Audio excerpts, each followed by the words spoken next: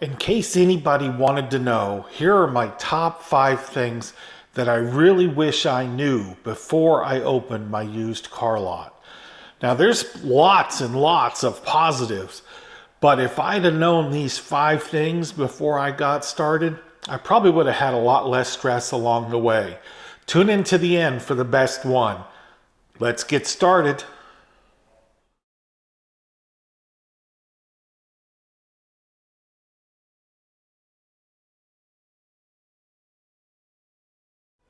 All right, this one might surprise you, and I didn't learn it until probably 6 months or a year into the business. And that is, you don't have to sell expensive cars to make money. As a matter of fact, I think you make more money selling cheap cars. Now, this is a give and take, right? If you're going and buying a 1 or 2 year old car and putting it up for sale, not much is going to be wrong with that car, and you can sell it, and you might make some money. But I learned after following some folks on YouTube and listening to my buddy that was telling me I needed more everyman cars, that cheaper cars are the way to go. So when I first started out, I had a warehouse space and I kept all my cars inside, and I only wanted to sell Volvo, Mercedes, and BMW because those are what I like to drive.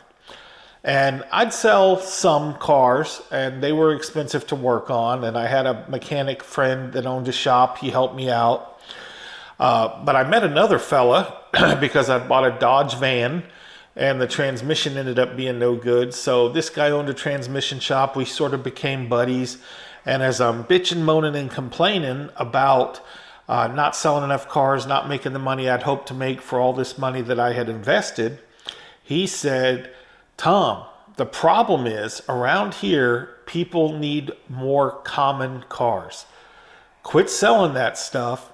Get you some Chevy Impalas, some Trailblazers, some Ford Explorers, some everyman cars, something that's a little cheaper, $4,000 or $6,000, and sell those. And it would really help if you could finance people. So I did get my finance license. And I did sort of cut back on the more expensive, and when I say expensive, they were used, $7,000, $8,000 BMWs.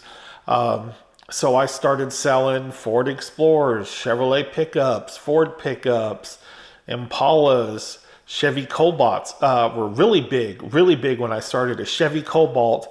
I used to be able to buy a Chevy Cobalt at the auction, make everything work on it, and finance it to somebody for $1,000 down, which was what I would have in it, against a $2,500 car. So they'd finance the other 15.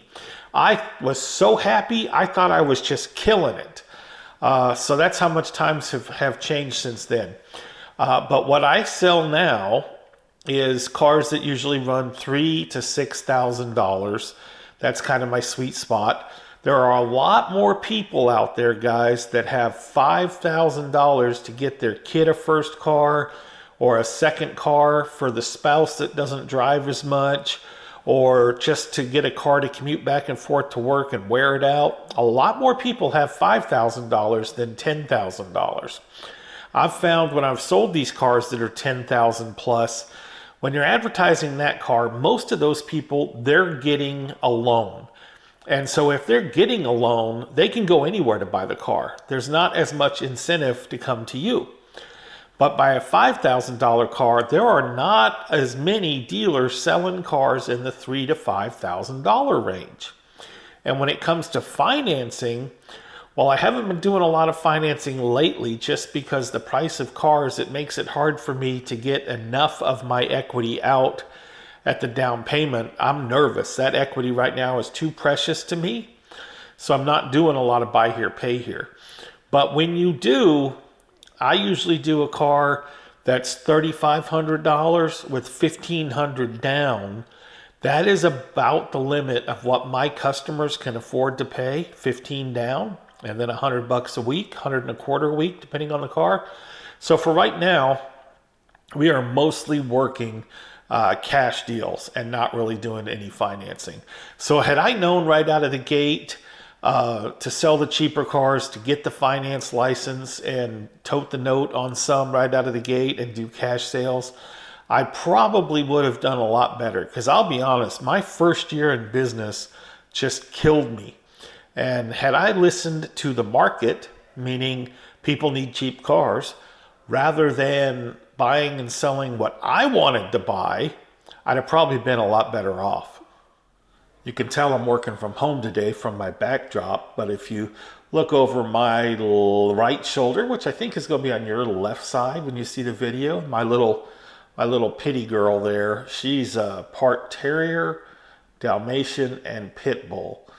An interesting little mix there, so lots of energy. But tip number 2, the dealer auction is not the best place to find bargains all the time. And tip number 2, part B, I don't like car dealers. So I used to start out, I was always going to the car auction. There's a couple of them around here. I don't like it. I don't like it because everybody that's there is there to buy cars. And some of them are there to buy the cars that you want to buy. I also don't like that a lot of them smell funny and are arrogant pricks that think they know more than you. And some of them probably do. But overall, a lot of them are jerks. I've only met a handful of car dealers that I liked. So along those lines, the dealer auction is not always the best place to go. If you're a big lot and you're selling, 50 cars a month or something, you've got no choice but to go to the dealer auction. You really don't. But what I have learned to do is to purchase cars from individuals in addition to the dealer auction. And I do that in a variety of ways. Obviously, I advertise that we buy and sell cars. We have various ads running saying that we buy this or that type of car. Obviously, on our website, it says that we buy cars. And because I also own a shop now, and it's somewhat in-house to do these repairs, I found I can get some bargains there. Now, sometimes I pay a little more than I would at the dealer auction, but I also am the only one looking at the car. And I get to test it out a little bit better. I get to take it on a longer test drive, or a test drive at all in some cases. I'm allowed to bring my scanner to scan it and see what's going on with it. So I usually can get a little bit more thorough examination. Also, a lot of the cars that I buy, they actually do need work, and everybody's upfront about it needing work. And so I'm able to leverage my ability to fix that car below retail to get a better deal. Yes, I've had great cars, great scores from the dealer auction, but I probably had more or a higher percentage come from cars that I've bought off of individuals. So if you're starting out in the used car business, you're selling basic transportation cars, I have a whole couple of videos that I've made about where to source dealer inventory that you don't need a dealer license for if you're just a car flipper. Or if you're a new dealer starting out selling those less expensive cars, this is a good way to compete and to supplement what you're buying at the auction and increase your margin overall. All right, so the third thing I wish I knew was how much government involvement there was in being a used car dealer. And I don't mean that as necessarily a bad thing. It's just people that I wasn't aware would have their hand in my business. So there's a couple of regulating agencies that we should talk about that I was somewhat unaware of and kind of learned from the School of Hard Knocks. So first, obviously, is the Texas DMV. That's the people that issue the dealer license. They also deal with the paper plates, which paper plates are going away in 2025. But they issue the e-tag, which is a website you go into, you print out the customer's plate, you print it, and that's their temp tag. So that's TXDMV. Then we have the OCCC, Office of Consumer Credit Commissioner. Now that's the people that handle the finance license. So I have a finance license, it renews every 2 years. They tend to send auditors out to you to look at all your files to make sure that you're doing everything up to snuff. You're not a predatory lender. You have all your required signed documents. So there's that. Then we have the Texas Comptroller. We have the Texas Secretary of State. That's your sales tax if you have to pay sales tax. And even if you don't pay sales tax because your business doesn't collect it, you still have to file these things. I am forever getting my tax status thing revoked because I didn't file something. Then I have to call my accountant, and then he has to pay extra to get it fixed. That's frustrating. And that's from the comptroller. And then the Secretary of State is who you do your LLCs and things like that through. So those organizations all kind of have their hand in your business, not necessarily as a bad thing. I did fine on my last audit. It's just, I wasn't aware of it really until I got started. All right, here's the next one. Buyers are liars. I've heard car dealers say this for a long time.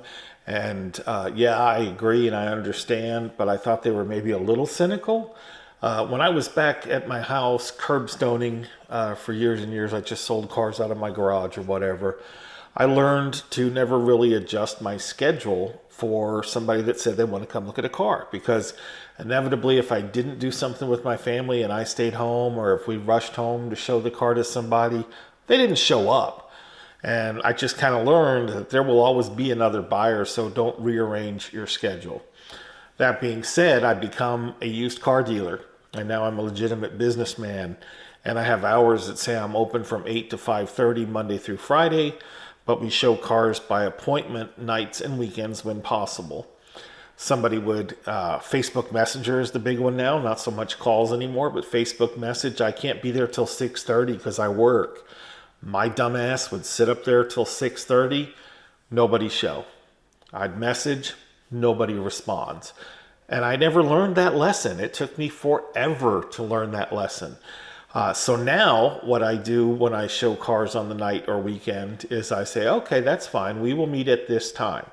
You need to call me 30 minutes before to confirm that you're coming. If you don't call me, I'm not showing up.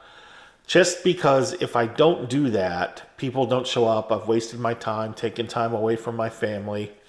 And I end up just sitting up there, getting a hand job, just jerked off by people that either didn't care, something came up, they didn't value my time, they really didn't have enough money for the car, or whatever. I've also kind of learned the ones that want to haggle the most before they even get there, or get there and immediately start haggling, oftentimes don't have the money. They'll make you some lowball offer, and I usually say, well, do you have the money today? Oh, I can get it, but you never see them again. So that's not a hack against people that I'm a dealer and I'm somehow superior. I guess that's human nature, but man, did I really learn that lesson when I got started. Buyers are liars. All right, here is the number one thing I wish I'd known. And that is taxes suck. So obviously there are tons and tons of great reasons to be self-employed, to have your own LLC, that you can take some serious tax deductions, and this is not about that. I have videos about that. I'll probably make another video about what my favorite tax deductions are and how I try my best to reduce my taxable income. But here's the thing that I didn't quite understand, and should have because I knew better, about taxes. So my first year or two, I think my first year I lost my ass. I lost like $69,000 between build out, paying rent, not being able to have any sales, waiting for the license, buying the wrong kind of cars, just stupid stuff. Stupid. But the second year, I started making money. And here is the problem: self-employment tax. So it all depends on how you set up your business. I am a single member LLC. The way I am set up, this is paid on Schedule C of my personal tax return on my 1040, profit and loss from a business. So after I take all the deductions I possibly can that are bona fide business expenses, whatever falls to the bottom line is my profit and loss from a business. Here's the problem.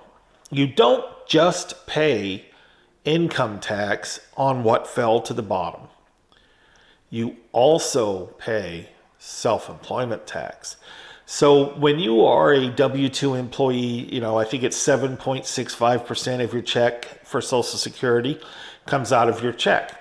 Your employer, he pays the other 7.5 or 7.65, whatever it is. When you're self-employed, you're paying both of those. Both. So if I made $10,000 in a year, first I pay 15% self-employment tax, so $1,500. Then I pay whatever our tax rate is on that $10,000. Say it's only 28%, I pay 28% income tax on that money. So if that $10,000 I made, I paid $4,300 in taxes. Now, what have I learned since then? Well, you can elect to have your LLC pay tax separately, and you can pay yourself on a W-2. What's great about that? Well, you become a W-2'd employee again. So your personal income tax is your personal, and your business files its own tax separately. That's great.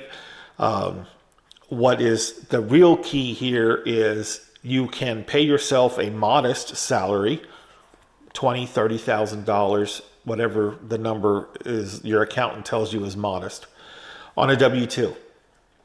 And you'll pay your 15%, or I'm sorry, you'll pay your 7.5%. Your company pays the 7.5%, and they withhold your federal income tax. But then your LLC can pay you a dividend check or bonus that you will get as a dividend earning from your business that is not subject to the 15% self-employment tax. So what that means is I have an IRS balance that I'm paying on because I didn't learn. Now what I really need to do is try to knuckle down and just get done with these guys. But if I had learned anything, School of Hard Knocks, it was I should have sheltered more money from the IRS and set myself up in a different situation. So number one tip right there, be cognizant of your tax surroundings.